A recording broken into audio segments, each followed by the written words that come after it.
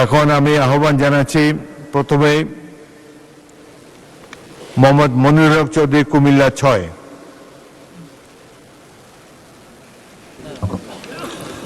মাননীয় স্পিকার, আপনাকে ধন্যবাদ।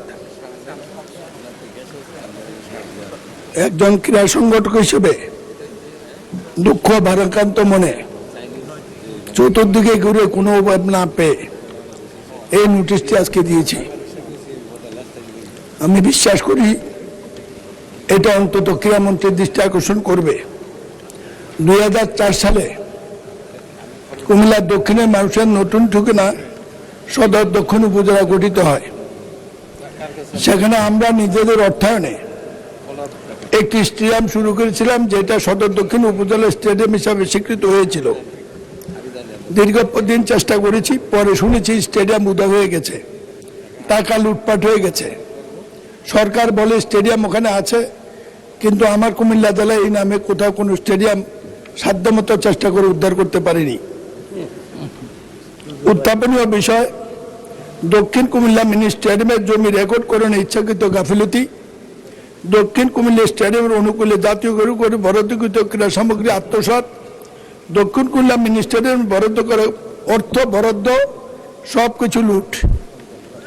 2005 সালে কুমিল্লা সদর দক্ষিণ উপজেলা ফুলতলী মৌজায় দক্ষিণ কুমিল্লা ক্রীড়া সংস্থার অনুকূলে স্থায়ী বন্দোবস্ত মূল্যে 2.1 একর সম্পত্তি ভূমি কর্মকর্তা উপজেলা চেয়ারম্যান স্থানীয় পদে ইচ্ছা গাফিলতি করা হয়নি। কুমিল্লা ক্রীড়া সংস্থার বন্দোবস্তের জমিকৃত অনুকূলে প্রস্তাবিত দক্ষিণ স্টেডিয়ামের নামে যে সম্পত্তি আমরা নিজের নগদ টাকা দিয়ে ক্রয় করেছিলাম, তার সাথে এলাকার মাধ্যমে কিছু সম্পত্তি নেওয়া দরকার ছিল, সেই ফাইলটি উধাও হয়ে গেছে।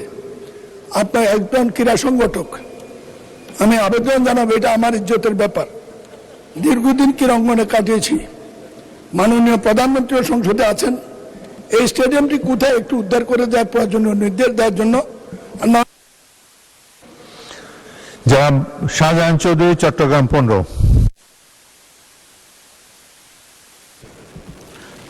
মানে স্পিকার, আপনাকে ধন্যবাদ। আমার নোটিশের বিষয়টা, আমার কয়েকটা নোটিশ তো, একটু মেহরবানি করে সহযোগিতা করলে খুশি হব। বোধহয় পাচারের ব্যাপারে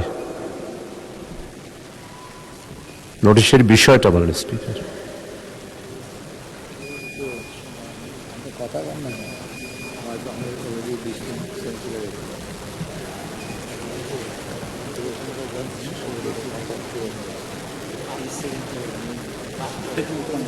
দুর্নীতিমুক্ত বাংলাদেশের উপর বলেন, অর্থ পরিকল্পনা মন্ত্রীকে আপনি স্পিকার, আপনাকে অসংখ্য ধন্যবাদ। 71 ভিত্তিতে আমি অত্যন্ত জরুরি জনগুরুত্ব সম্পন্ন বিদায় এই বিষয়টা প্রশ্নোত্তরও আমি উল্লেখ করেছি। আমাদের নির্বাচনের আগে আমাদের সব মাননীয় সংসদ সদস্যরা যখন বক্তব্য রেখেছেন, দুর্নীতিমুক্ত বাংলাদেশ চাই, এটাই ছিল আমাদের স্লোগান। আরো অন্যান্য বিষয় ছিল, কিন্তু এটাই ছিল মুখ্য বিষয়।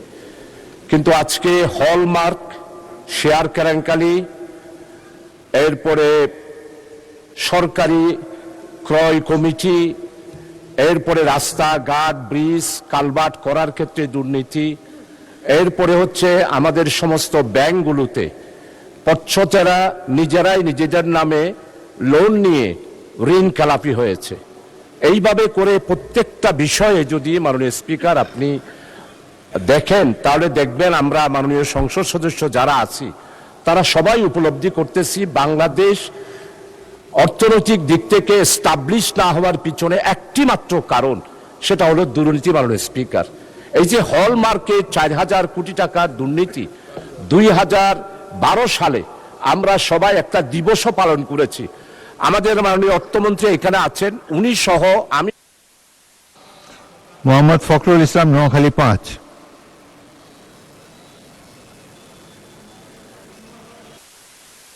আমার নোয়াখালী 5 কোম্পানিগঞ্জ তথা কবিরহাট থানার এবং সদরের 2টা থানা নিয়ে 2টা ইউনিয়ন নিয়ে গঠিত। আমার এলাকাতে নির্বাচন এলাকা বিশাল এলাকা, উপকূলীয় চরাঞ্চল বেষ্টিত একটি জনপদ। বিপুল জনগোষ্ঠীর এই অঞ্চলে বর্তমানে 2টি থানায় 2টি পুরাতন পুলিশ ভ্যান দিয়ে মানুষের যানমাল এবং নিরাপত্তা বিধান সম্ভব নয়। এলাকার মাদক দ্রব্যের উৎপাদ সহ, মাটি কাটার অবৈধ বাহিনীর উৎপাদ সহ, অবৈধ বালি উত্তোলন, নানা সমস্যায় জর্জরিত কোম্পানিগঞ্জ এবং কবিরহাট উপজেলার আইনশৃঙ্খলা স্থিতিশীল রাখা সহ জনগণের জানমাল নিরাপত্তা বিধানের লক্ষ্যে 2টি পুলিশ ভ্যান এবং তার পাশে সদর পূর্বাঞ্চলের একটা জন্য সহ মোট 3টি পুলিশ ভ্যান অত্যন্ত জরুরি। এমত অবস্থায় মাদক মুক্ত এবং সেখানে চরাঞ্চলে অবৈধ বালি এবং মাটি উত্তোলন বন্ধ করার লক্ষ্যে এটা খুব জরুরি।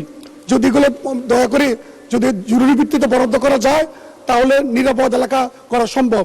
মাননীয় স্পিকার, আপনাকে ধন্যবাদ। আসসালামু আলাইকুম।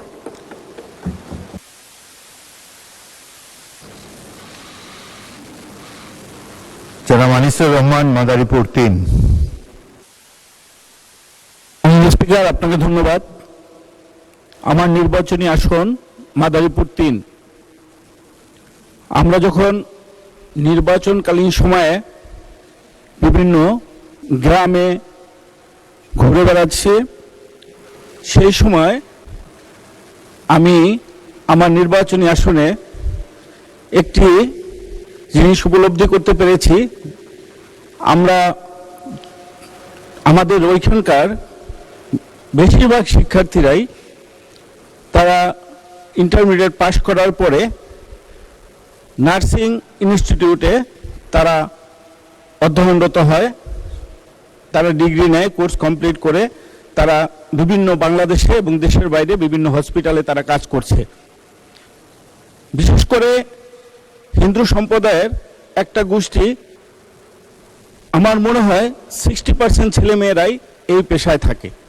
সেইখান থেকে আমি উপলব্ধি করতে পেরেছি আমার নির্বাচনী আসনে ঢাসার উপজেলায় আমি একটি নার্সিং ইনস্টিটিউট করে দেওয়ার জন্য আমি মাননীয় সংসদ স্বাস্থ্যমন্ত্রীর কাছে আবেদন করছি। আমি যেন আমার নির্বাচনী এলাকায় সরকারের পক্ষ থেকে, স্বাস্থ্য মন্ত্রকের পক্ষ থেকে যেন একটি নার্সিং ইনস্টিটিউটের ব্যবস্থা করে দেওয়া হয়। ধন্যবাদ স্পিকার।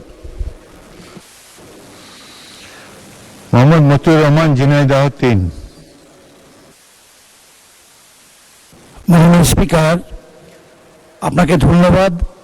আপনার মাধ্যমে আমার নির্বাচনী এলাকা 83 ঝিনাইদহ 3-এর মহেশপুর কোটচাঁদপুরের সকল পর্যায়ের আপামর জনসাধারণকে আমি সালাম, প্রীতি ও শুভেচ্ছা জানিয়ে আমি at the very outset I would like to pay many thanks to my Lord who has created this vast universe, I mean this vast multitude of creations, into the midst of which we have been placed unto, and then many greetings to you from the deepest corner of my heart. মাননীয় speaker, আমার নির্বাচনী এলাকাটা very close to neighboring border area of India. এখানকার রাস্তাঘাট বড় চলাচলের অনুপযোগী। আমি যে বিষয়টি নোটিশ করেছি তা হলো আমার নির্বাচনী এলাকাতে একটি কৃষি ফার্ম আছে। 1940 সালে এটা প্রতিষ্ঠিত হয় হেমেন্দ্রনাথ দত্তের সহযোগিতায়। এনিওয়ে এখানে 2737 একর জমি আছে মাননীয় স্পিকার। এটি 5টি খামারে বিভক্ত এবং ইতিপূর্বে এখানে প্রায় প্রতি বছর 5000 মেট্রিক টন ভিত্তি বীজ উৎপাদিত হয়। শুধু বাংলাদেশ নয়, এশিয়া মহাদেশ পৃথিবীর বিভিন্ন ভূখণ্ডে এখান থেকে বীজ রপ্তানি করা হয়। এছাড়া এখানে ধান, পাট, আখ, গম সকল প্রকারের ফসল হয়ে থাকে। এটা প্রাচীন ঐতিহ্য। বিগত অর্ধ শতাব্দী বাবদ আমাদের প্রাণের দাবি শুধু মহেশপুর কোটচাঁদপুর নয়, দক্ষিণ পশ্চিম অঞ্চল বলে বৃহত্তর অঞ্চলে এটা প্রাণের দাবি একটি কৃষি বিশ্ববিদ্যালয়। ইতিপূর্বে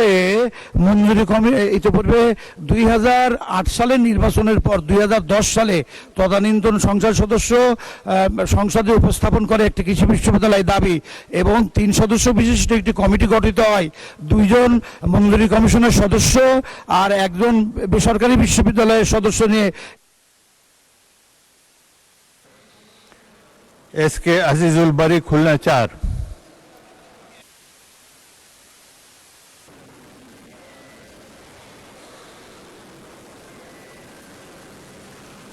আজিজুল বারী অনুপস্থিত। পরবর্তী বক্তা মোহাম্মদ গোলাম রসুল, যশোর 4। বিসমিল্লাহির রহমানির রহিম। মাননীয় স্পিকার, আজকে এই মহান সংসদে আমাকে কথা বলার সুযোগ দেওয়ার জন্য আপনাকে ধন্যবাদ। আজকে আমি 71 বিধিতে যে প্রশ্নটা এখানে রেখেছিলাম, যশোরের একটা গুরুত্বপূর্ণ জনগণের একটি সমস্যা, সেটা হচ্ছে ভবদার জলাবদ্ধতা। এই বিষয়ে কথা বলার আগেই আমার নির্বাচনী এলাকা যশোর 4 বাগারপাড়া অভয়নগর এবং বসুন্ধিয়া ইউনিয়নের প্রায় 7 লক্ষ মানুষকে আমি ধন্যবাদ জানাই, তাদেরকে শুভেচ্ছা জানাই যে বিগত নির্বাচনে তারা আমাকে নির্বাচিত করে মহান সংসদে পাঠিয়েছেন। আমি আজকের দিনে আমাদের সেই সমস্ত শহীদদের কথা বিশেষভাবে স্মরণ করছি, জুলাই আন্দোলনে যারা বাংলাদেশে শহীদ হয়ে রক্ত ঝরিয়ে আজকে একটি নির্বাচনের মাধ্যমে সংসদে এসে কথা বলার সুযোগ আমাদেরকে তৈরি করে দিয়েছেন। মাননীয় স্পিকার, আমার এলাকার যে সমস্যাটা সেটা ভবদার জলাবদ্ধতা। 1961 সালে আমাদের নির্বাচনী এলাকা এই অভয়নগর উপজেলার ভবদা নামক স্থানে টেকা নদীর উপরে স্লুইস গেট দেওয়া হয়েছিল। যে স্লুইস গেট দেওয়ার কারণে টেকা নদী, মুক্তেশ্বরী, আমডাঙ্গা সহ অনেকগুলো নদী ভরাট হয়ে যায়। এই ভরাটের কারণে সেখানে 88 সাল থেকে জলাবদ্ধতা শুরু হয়। প্রায় 38 বছর ধরে এই জলাবদ্ধতা চলছে। এখানে প্রায় 15টা ইউনিয়ন, আমার নির্বাচন এলাকা 4টা, মনিরামপুর, কেশবপুর এবং ডুমুরিয়ার 15টা ইউনিয়নের প্রায় 150 গ্রাম প্লাবিত, প্রায় 2 লক্ষ মানুষ মানবতার জীবনযাপন করে। আপনারা যদি সেখানে এখনো দেখেন, সেখানে দেখবেন যে এখনো ঘরের মধ্যে পানি আছে, উঠানে পানি আছে, মানুষ সেখানে চলাচল করতে পারে না। এই জলাবদ্ধতা দূর করবার জন্য প্রায় 1000 কোটি টাকা সেখানে বরাদ্দ হয়েছে, সব লুটপাট হয়েছে। ইতিমধ্যে কিছু কাজ সেখানে চলছে, 136 কোটি টাকার নদী খনন কাজ চলছে। আমডাঙ্গার খাল।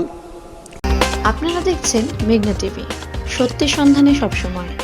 এছাড়া দেশ বিদেশের নিত্য নতুন খবর জানতে মেঘনা টিভির ফেসবুক পেজ facebook+meghna tv.bd তে লাইক দিয়ে আমাদের সাথেই থাকুন।